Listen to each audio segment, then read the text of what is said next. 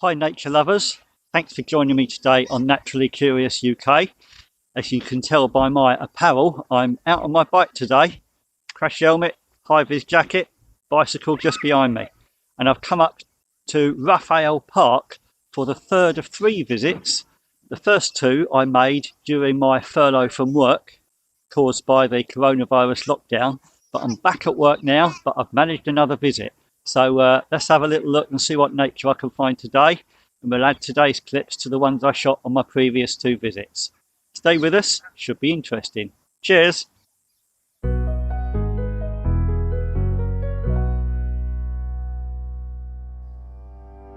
Sitting about 1 kilometre to the northeast of Romford town centre, the park is itself about 1 kilometre in length from south to north, and entering from the south, visitors are welcomed by this sign. It gives a brief history of the park, which was officially opened in 1904. The park's most prominent and attracting feature is Black's Lake, which runs along the western side of the southern half of the park, and unsurprisingly hosts a variety of waterfowl.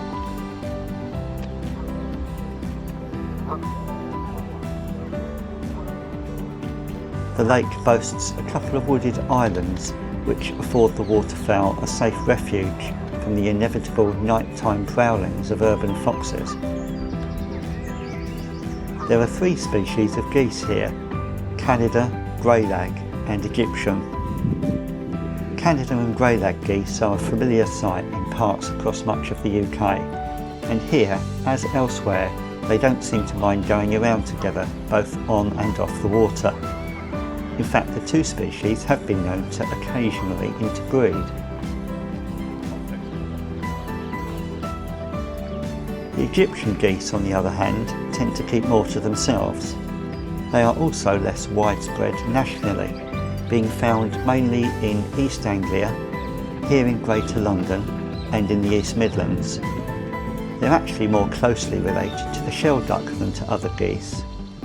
I always think they look like they've been punched in the eye.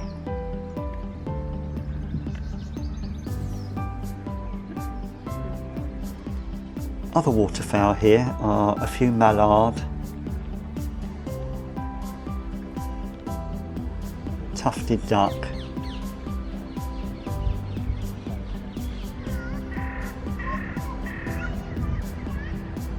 and some coot and moorhen families.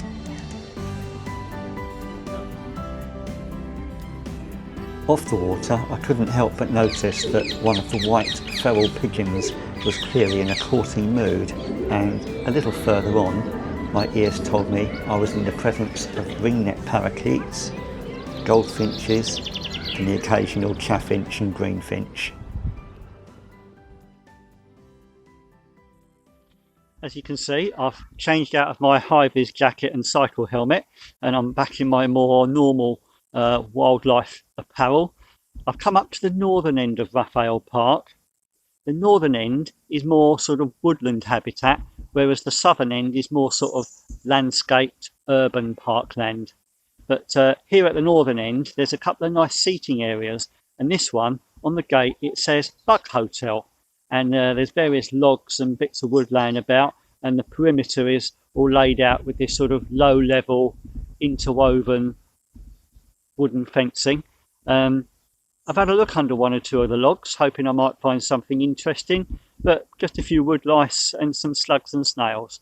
But that's the way it goes sometimes. Here's the other seating area, a little less rustic than the first, and with some carved pieces on show.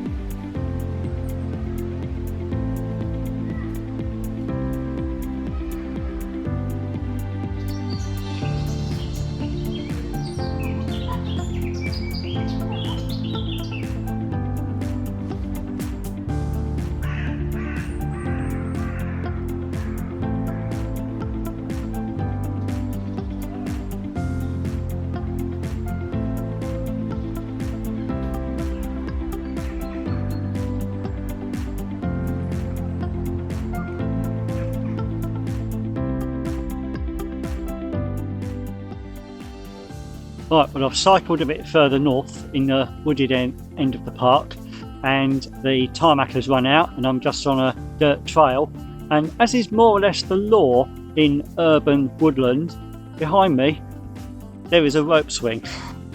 But don't worry folks, I'm not going to have a go. That rope looks a bit too thin to bear my weight, as does that branch up there. So I'm going to keep my feet on terra firma. Catch you later folks. This section of the park was getting busier with people by now, but I couldn't help noticing these alarm calls from a pair of blackbirds. This section borders the back gardens of a row of houses, and I rather suspect that out of my sight behind the fence there may have been a cat upsetting the blackbirds.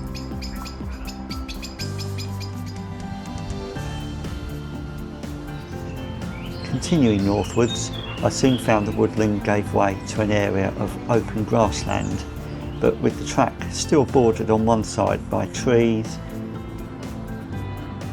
brambles and thistles.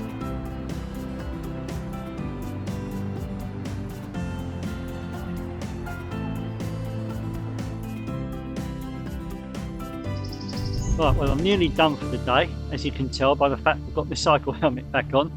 All that remains is for me to stick my high-vis vest on, jump on my bike and pedal back home. But just before I do, I'm right at the top end of the park now, and I've come to another small formal area, and as you can see behind me, there's a nice lavender bed and there's loads of bumblebees enjoying the lavender. So let's have a little look at them, shall we?